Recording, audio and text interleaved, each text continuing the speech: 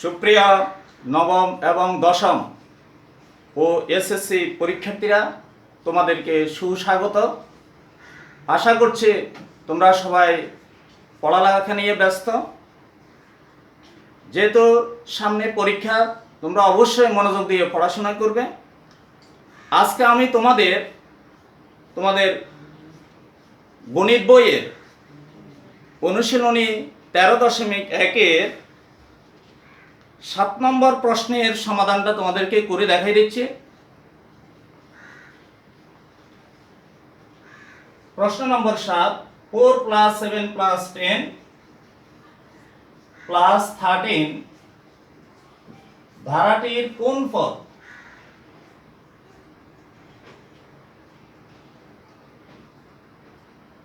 ধারাটির কোন পদ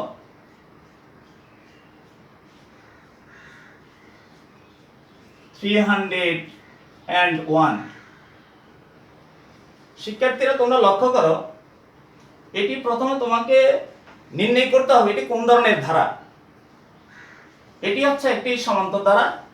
এটি যে সমান্তর ধারা সেটা তুমি কিভাবে বুঝলে? এভাবে তোমাকে জিনিসটা বুঝে নিতে হবে। 13 থেকে 10 বিয়োগ করলে হবে 3, 10 থেকে 7 বিয়োগ করলে হবে 3, 7 থেকে 4 বিয়োগ করলে হবে 3। অর্থাৎ পূর্ব পদের সাথে উত্তর পদের বিয়োগফলটা প্রত্যেকটির ক্ষেত্রে সমান হবে। তাহলে আমরা বিয়োগফল যদি সমান হয় তাহলে বুঝবো এটি হচ্ছে সমান্তর ধারা। তাহলে আমরা লিখি এটি একটি সমান্তর ধারা। সমান্তর ধারা, ধারাটির প্রথম পদ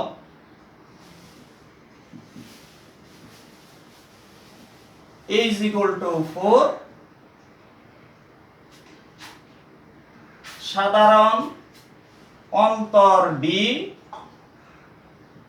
ডি মানে বিয়োগফলটা, পার্থক্যটা পূর্ব পদের সাথে উত্তর পদের যে পার্থক্য সেটাকে বোঝায়। তাহলে আমরা 13 থেকে 10 বিয়োগ করতে পারি, অথবা 10 থেকে 7 বিয়োগ করতে পারি, অথবা 7 থেকে 4 বিয়োগ করতে পারি। তাহলে 7 থেকে 4 বিয়োগ করলে হবে 7 - 4 = 3। তাহলে আমরা এই ধারাটির প্রথম পদ পেলাম a = 4, সাধারণ অন্তর b পেলাম 3। এবার প্রশ্নে আমাদেরকে বলছে ধারাটির কোন পদ। ধারাটির কোন পদ সেটা আমরা জানি না, অজ্ঞাত, অজানা। তাহলে আমরা ধরে নিচ্ছি, মনে করি ধারাটির কোন পদ। তাহলে আমরা ধরে নিব ধারাটির n তম পদ 301।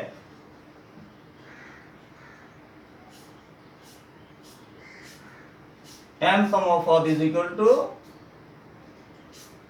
n-তম পদ 301।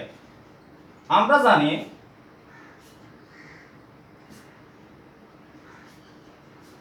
জানি n-তম পদ সমান a + n-1 * d। তাহলে লক্ষ্য করো, আমরা দুইটা n-তম পদ পেয়ে গেলাম। একটা আমরা উদ্দীপক থেকে মনে করে ধরলাম, আর একটা সূত্র থেকে প্রয়োগ করে ফেলাম। n-তম পদের মান দুইটি। এবার আমরা একটা সমীকরণ গঠন করি। প্রশ্ন মতে a + n-1 * d = 301। একটা সমীকরণ গঠন হয়ে গেল। এই সমীকরণ থেকে আমরা এবার n এর মান নির্ণয় করব। প্রথমে আমরা এবার মানগুলো বসাই নিই। এর মান আছে 4, a = 4, এর মানটা বসালাম। n-1 আর d এর মানটা হচ্ছে এখানে 3, d এর মানটা বসাই নিই, = 301। 4 বসে নিলাম, 3 দিয়ে n-1 কে গুণ, 3 দিয়ে n কে গুণ করলে 3n, প্লাসে মাইনাসে মাইনাস, 3 দিয়ে 1 কে গুণ করলে 3 = 301। 4 - 3 4 থেকে 3 মাইনাস করলে হবে 1 plus 3n is equal to 301। 3n is equal to এই 1টাকে পক্ষান্তর করে বাম দিক থেকে ডান দিকে নিয়ে গেলে হবে -1। এবার আমরা উপরে আসি।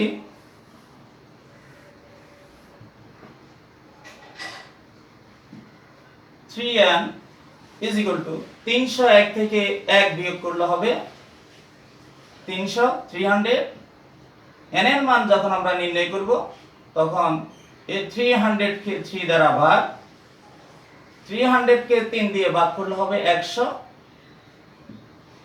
সুতরাং n এর মান 100। প্রশ্নে আমাদেরকে বলা হয়েছে ধারাটির কোন পদ 301। সুতরাং ধারাটির 100তম পদ 301। আনসার 100। আশা করি তোমরা বুঝতে পেরেছো। শিক্ষার্থীরা, এবার আমরা তোমাদের পাঠ্য বইয়ে 8 নম্বর প্রশ্নটা সমাধান করছি। প্রশ্নটা আমরা বুঝে নিই। কোন সমান্তর ধারার m-তম পদ n এবং n-তম পদ m হলে ধারাটির m প্লাস n-তম পদ নির্ণয় করো। তাহলে এখানে তোমরা লক্ষ্য করো, এই m-তম পদ হচ্ছে n একটা পদ, আরেকটা পদ হচ্ছে n-তম পদ। এখানে ধারাটির প্রথম পদ কি, সাধারণ অন্তর কি সেটা উল্লেখ করা নেই। আর এখানে বলেই দিয়েছে তোমাকে প্রশ্ন মতে এটি সমান্তর ধারা। তাহলে আমরা লিখি, মনে করি সমান্তর ধারার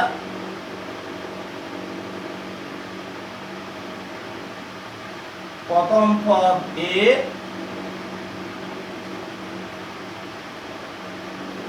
সাধারণ অন্তর d। এবার আমাদের এখানে প্রশ্নে লেখা আছে m-তম পদের মান হচ্ছে n। প্রথম আমরা লিখবো, আমরা জানি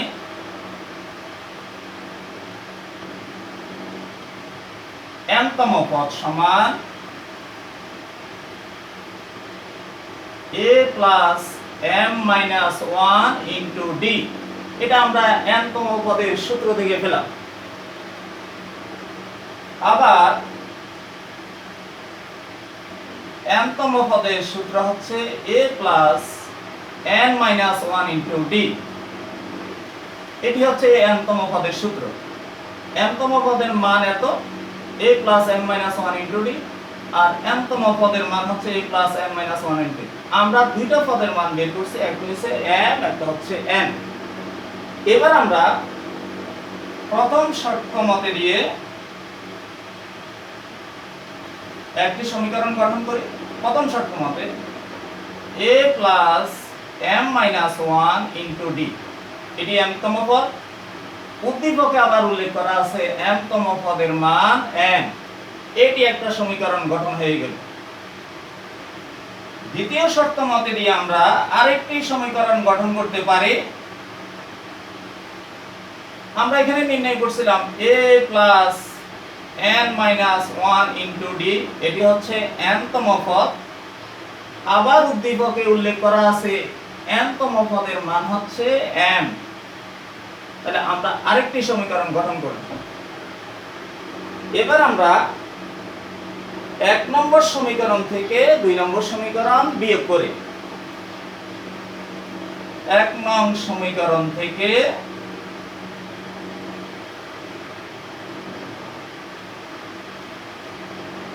2 নং সমীকরণ বিয়োগ করি।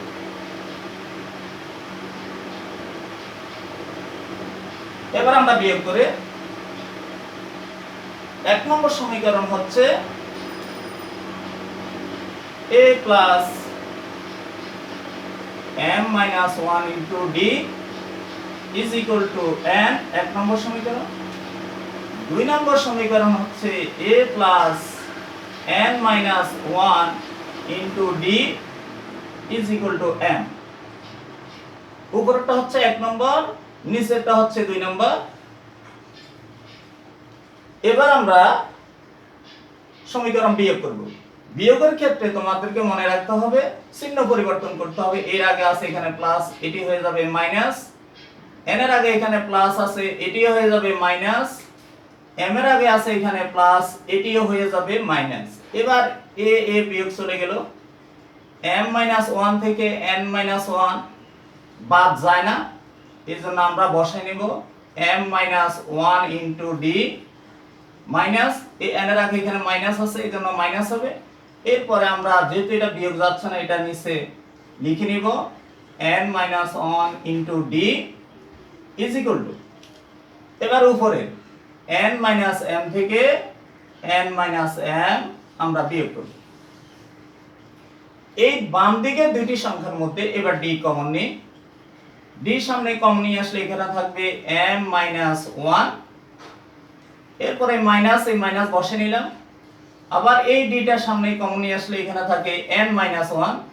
এখন যখন ব্র্যাকেট তুলে নিব আমরা, তখন ব্র্যাকেটের আগে যে মাইনাস থাকে, মাইনাস দ্বারা ব্র্যাকেটের ভিতরে চিহ্নকে গুণ করলে এই মাইনাসে মাইনাসে এখানে হয়ে যাবে n plus 1 is equal to n minus n। এবার লক্ষ্য করো ব্র্যাকেটের ভিতরে a plus 1 minus 1 বাদ চলে যায়। ব্র্যাকেটের ভিতরে এখানে থাকে m minus n, আর ডান দিকে n minus m আছে, এখানে আমরা মাইনাস কমন নিচ্ছি। তাহলে মাইনাসে মাইনাসে প্লাস m, আর n এর আগে আছে এখানে প্লাস, মাইনাস দিয়ে গুণ করলে মাইনাসে প্লাসে মাইনাস n। এবার আমরা d এর মান নির্ণয় করি। তাহলে d is equal to, যখন d এর মান নির্ণয় করব তখন m minus n টা নিচে আসবে, আর উপর হবে minus into m minus n। লক্ষ্য করো উপরের m minus n সাথে নিচের m minus n সমান, তাহলে এটার সাথে এটা ভাগ ভাগ চলে যায়। তাহলে বা d is equal to -1, ভাগ করার পরে এখানে -1 থাকে। এবার আমরা প্রশ্নে উল্লেখ করা আছে ধারাটির m plus n তম পদ কত। এবার আমরা m plus n তম পদের সূত্রটা লিখব। তোমরা লক্ষ্য করো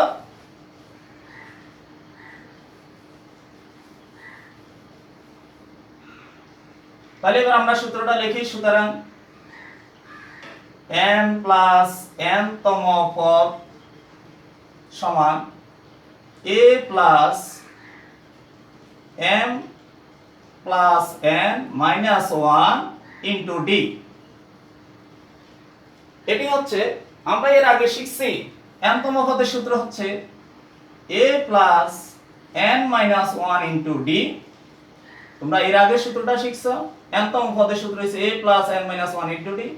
এখন n এর স্থলে একসাথে দুটো রাশির কথা বলা হয়েছে m plus n, তাহলে এখানে এই n এর স্থলে হবে m plus n একসাথে দুইটা, আর -1 into d। এবার আমরা এখানে মান বসিয়ে নিই। a plus a d এর সাথে m plus n minus 1 এর গুণের সম্পর্ক, তাহলে আমরা গুণ করে নিই। m কে d দিয়ে গুণ করলে md, a plus a plus a plus n K d দিয়ে গুণ করলে nd, প্লাস এ মাইনাস এ মাইনাস 1 কে d দিয়ে গুণ করলে d। আমরা এখানে গুণের কাজটা সম্পূর্ণ করলাম। এবার a plus md বসাই নিলাম।